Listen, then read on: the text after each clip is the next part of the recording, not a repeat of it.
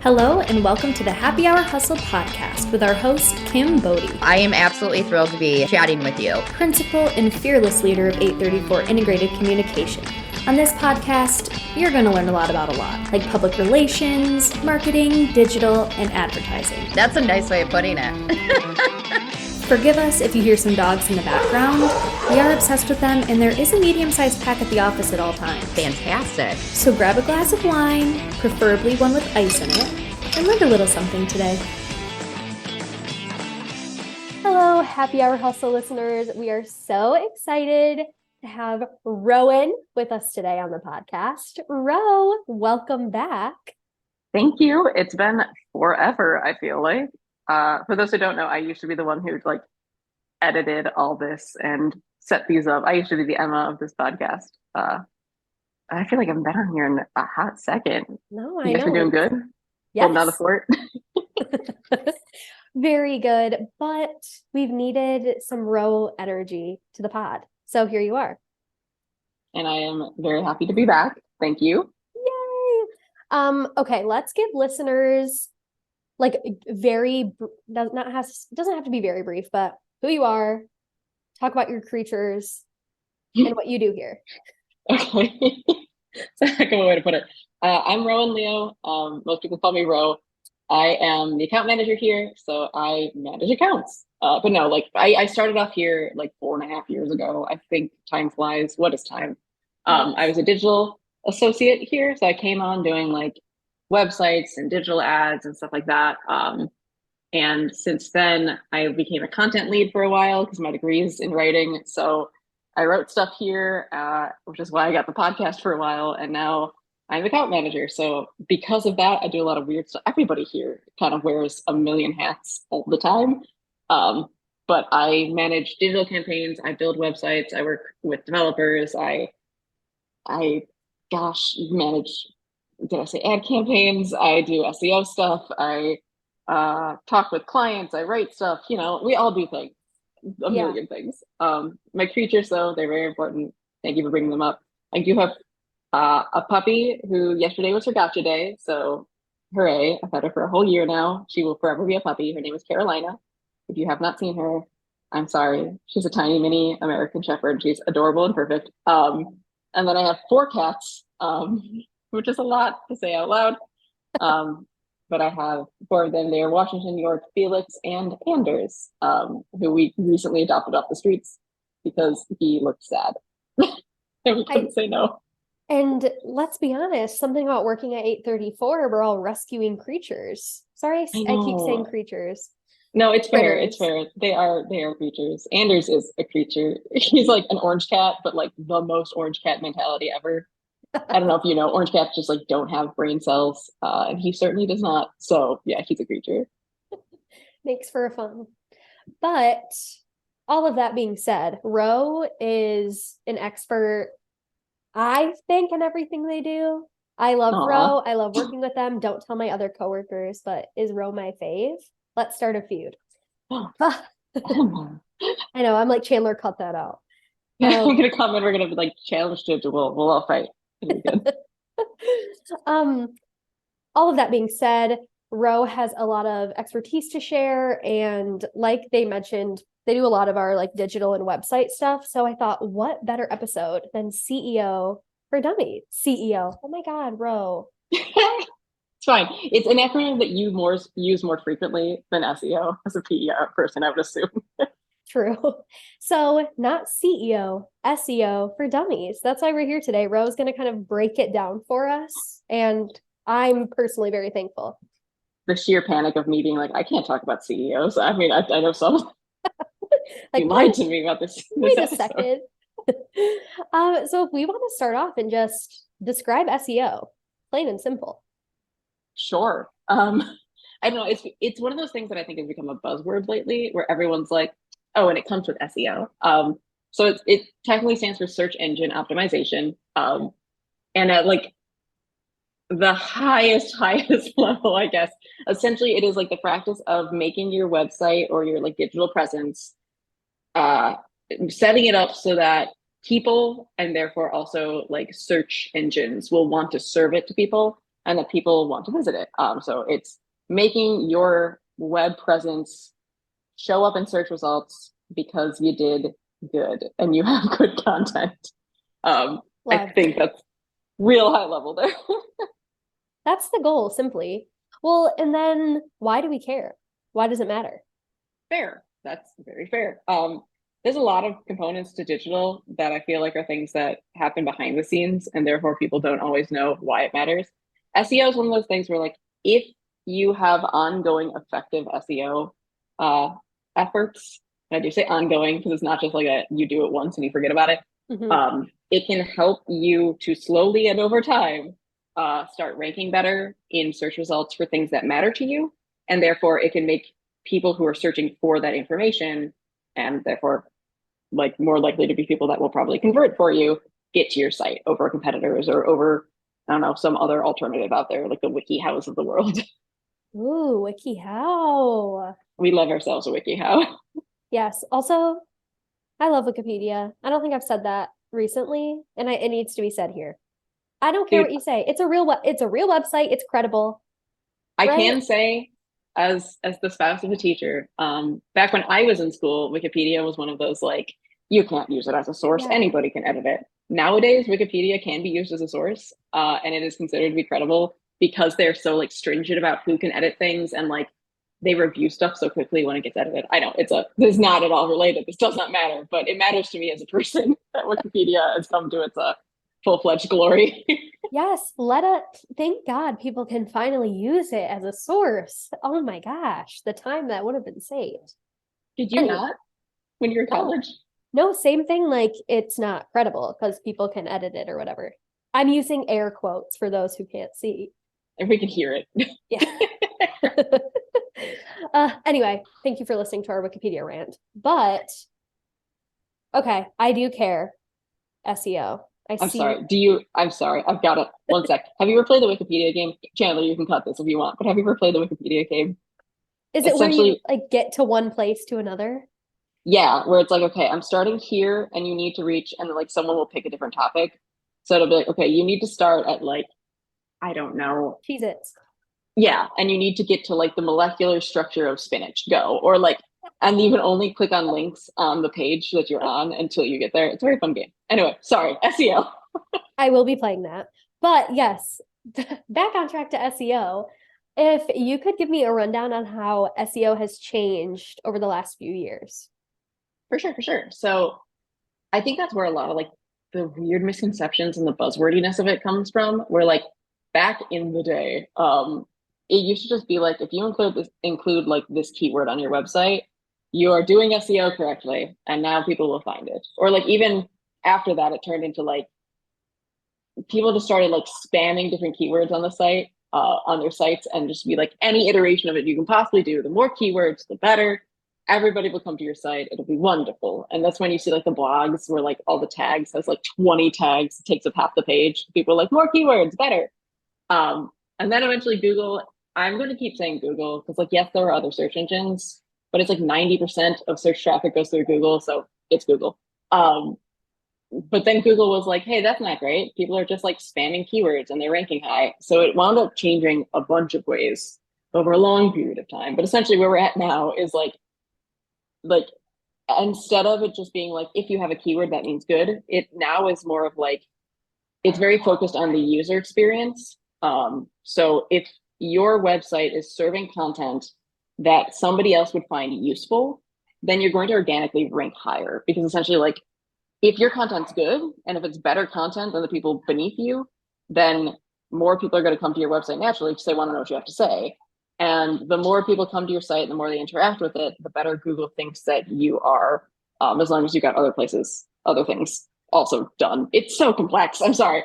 But like, if you have certain criteria hit, and then if people come to your site, then that one page of your site might rank super well. If it's very well put together, if you update your site regularly, if your site is a secure place to be, if your stuff is structured correctly on the back end, like it has changed so much from just like drop a keyword in here and you're good, to like, you have to be very intentional and you have to be very focused on the people, not on the robots.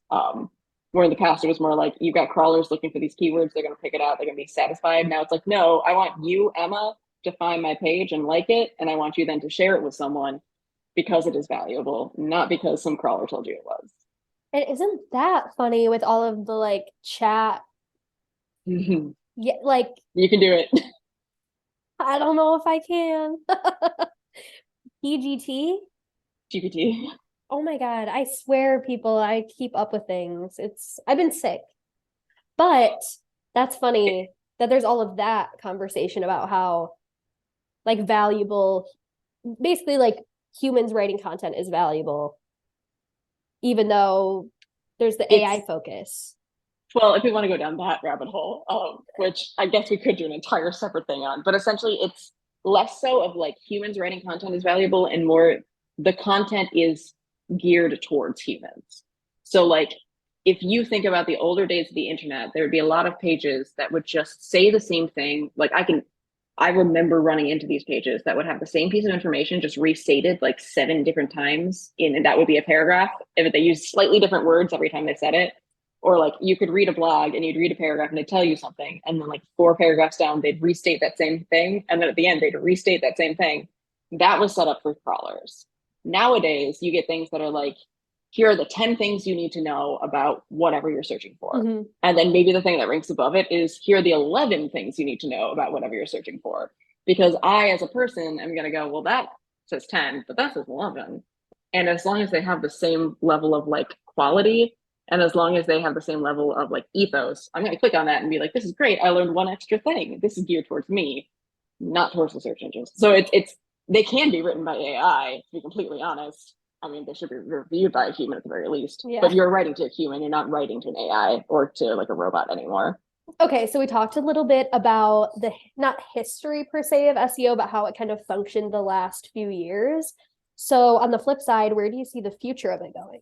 Which is a loaded question, must I add? Yeah, I mean, obviously, we can all just be as informed as possible, and then kind of make our assumptions based on it. But it's like you said, we've got a lot bigger of a focus on AI right now, which is funny because I feel like there wasn't this big of a buzz. No, hold on. I feel like every time a new piece of tech comes out, there are like these giant things that are like VR is going to impact 80% of your industries and we're all going to be having meetings through the metaverse. And now it's like chat GPT is going to affect sorry, I only ever say that word in writing. I never say it out loud. So I'm sorry if I'm mispronouncing. But like people are like, that's going to change everything. And like, yes, it probably will. But I, as a millennial, grew up with cassette tapes. And at this point, I'm like, y'all, it all changes everything all the time. Yeah. But no, I think that AI will have more of a play on it in that like, because this content needs to be rich content and the way that people write content a lot of the times when they write for SEO is you have to do a lot of research first. You have to see who else is ranking, what are they writing about, what keywords are people searching for in your area at this time, in your demographic that you're reaching, like all that stuff. I could see that being something that goes to AI to really just be like, okay, compile all of this info for me and give me the topics that I should be writing about. And then I could see a human drafting those, or even an AI drafting those, that's fine. And then somebody looking at that and saying, okay, is this good? Is this bad? I think there are some things in SEO that will always be around, which is like structure. Like on the base level code, like most people, I'd say at least like age 20 and above, grew up with like hard coding HTML on like our MySpaces and Neopets and like chat forums. And while HTML has changed a bit, that still is the underlying structure of the internet. So like your headers still need to be structured correctly so Google can read them. In terms of like that evolving, I feel like it's going to be really interesting. I think I can see us getting to a point where Google, through its AI, through all of its other things that it has, can first off intuit what is the most important thing on the page, even if you have it marked up incorrectly. But also it'd be fun, and I think they're doing it, they're getting there closer now, because you'll see when you search, sometimes you'll have like TikTok show up at the top and you have like video show up at the top. Those are pulling obviously from other on-page elements, but I think over time we'll get to a point where you don't need to have things in writing for it to rank for SEO. I think we'll get to a point where like crawlers can just know, hey, this is what they're talking about in the video, this is the topic of it, therefore it can show up itself and they can have videos ranking by themselves for it. Whereas like now your videos the best practice is you write a video and then you also do like a write-up about it, because it can't comprehend the speaking that is happening in the video. But I can see us progressing to a point where it does. Also, more of this user focus. So I know that like third-party cookies are going away. There's a lot of things, actually I think they're almost gone right now. There's a lot of things about focusing on like user privacy, and also on users being aware of what data is being collected of them.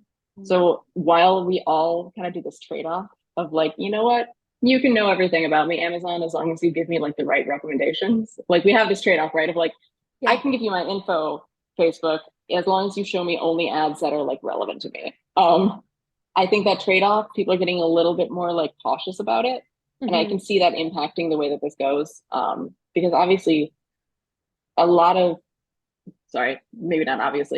your search results are also determined by your own personal behaviors.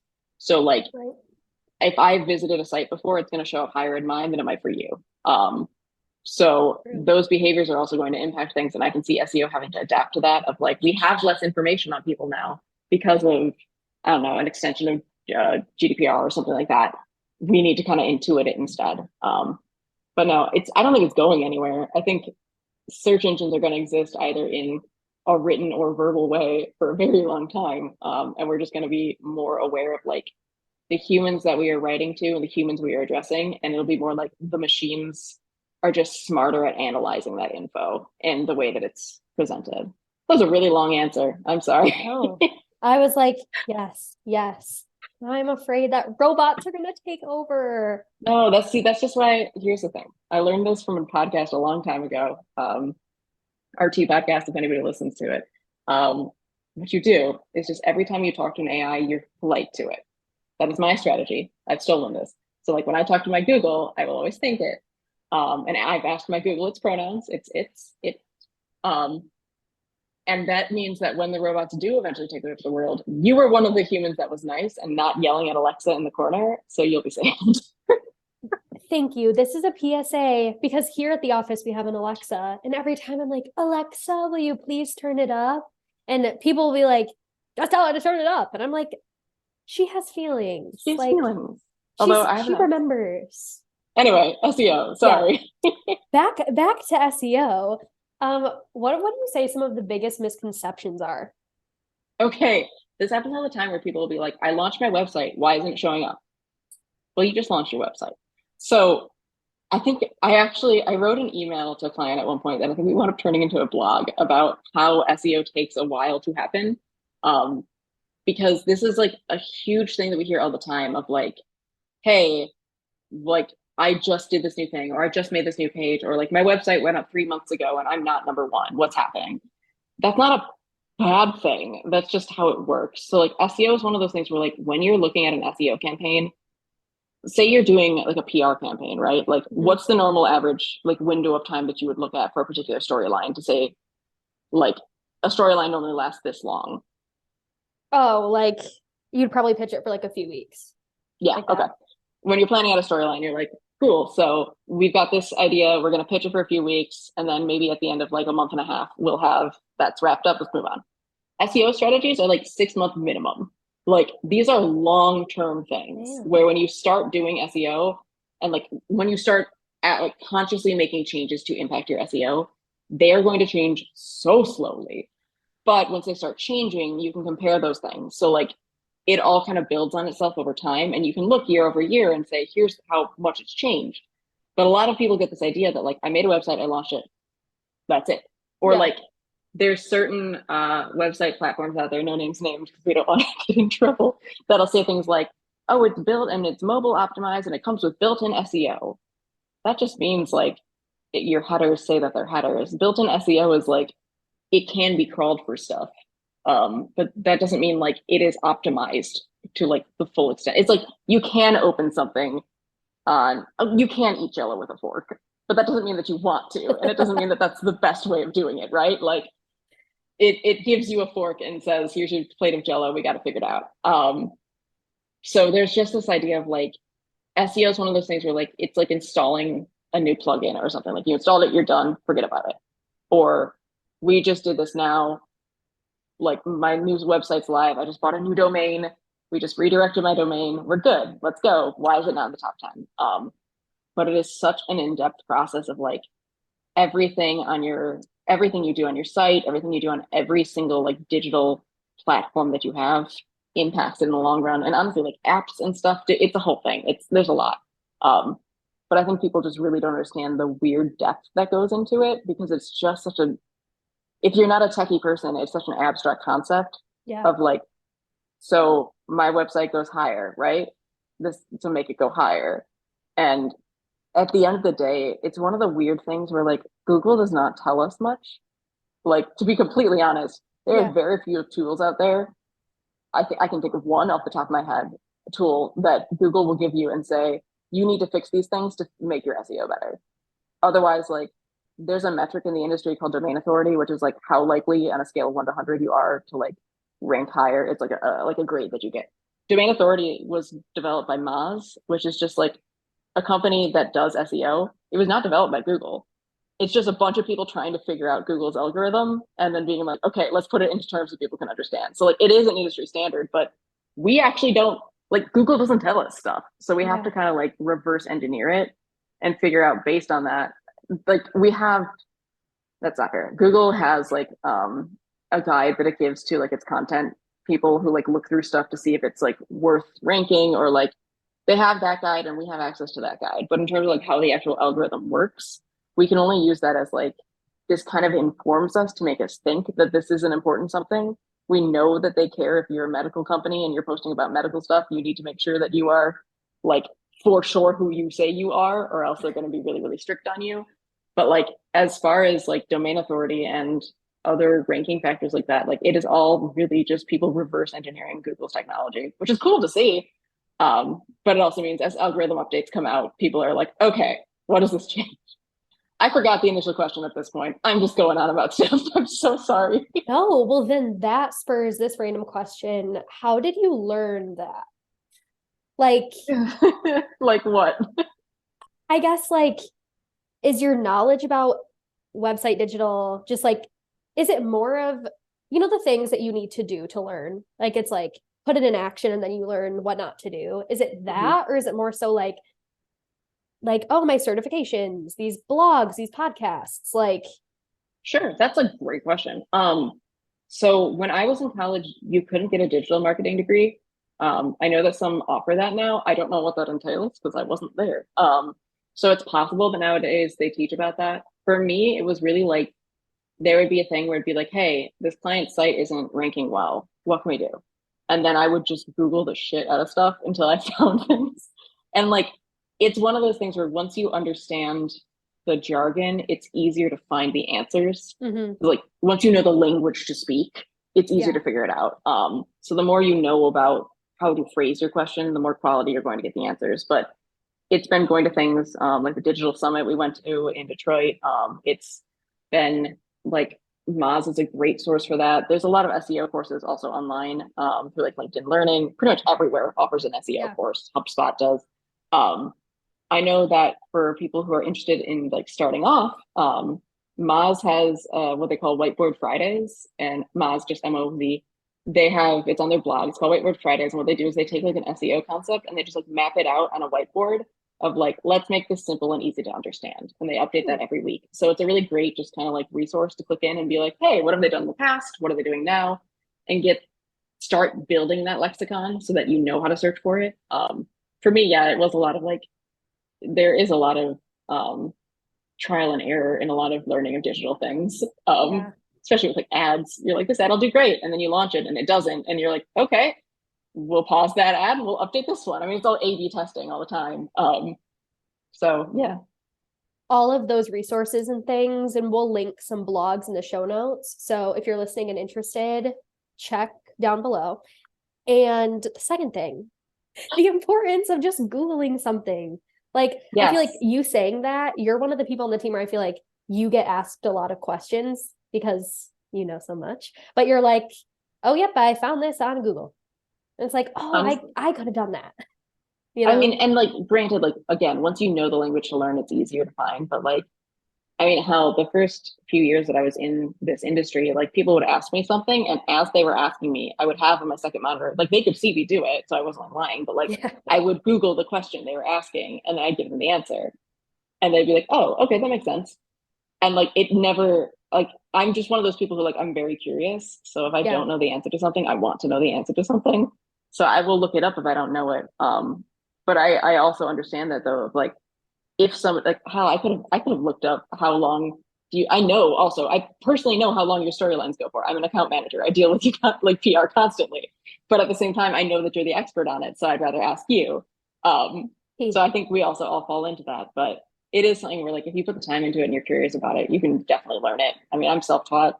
Most Yeah. people in digital are self-taught. And because of that, we're all really good at sharing resources with each other, to be honest. Love. Making a heart symbol right now. Which, okay, all of that to say, what are the most important things that people can do to improve their own SEO? So put it into action. Okay. So I think if somebody's like tech-ish, if you know code, if you can get into the code of the back end of your website, make sure that this will not make sense to anybody else who does not know what code is. I'll try to make it make sense. We find all the time that websites will be structured weirdly. So like there should be one header one on every page. There should not be more than one. That's like the title of a book, having multiple titles of your book, and then asking Google to pick which one is the actual title. So like follow actual hierarchies. For people who don't know what code is, that's fine. What you can do is honestly, Google really likes fresh content. Like it's going to be more likely to serve something that it knows is updated regularly than something that isn't. So like I think like Sprout Social has a guide that is, I think it's called the always up to date social like size guidelines or something like that. Yeah. Yeah, you know it too, because it always shows up first, right? Because it's always up to date. So updating old content is a great idea if it's like, hey, how can I refresh this? Or even then just like making a regular blogging schedule or making a regular content schedule.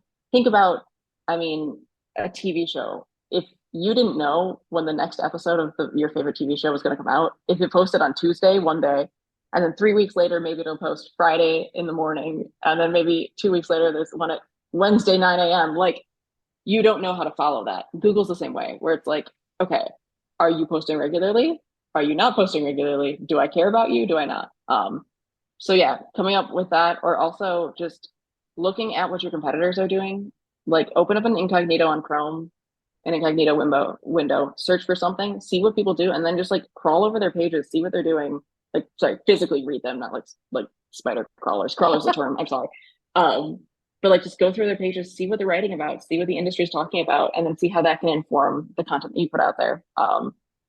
Learn from each other, and then you guys, honestly, because then you're just competing with each other and making each other's spaces better. True. You said it. Wow. I'm speechless. I feel like I'm like, Ro, I'm ready to be your protege.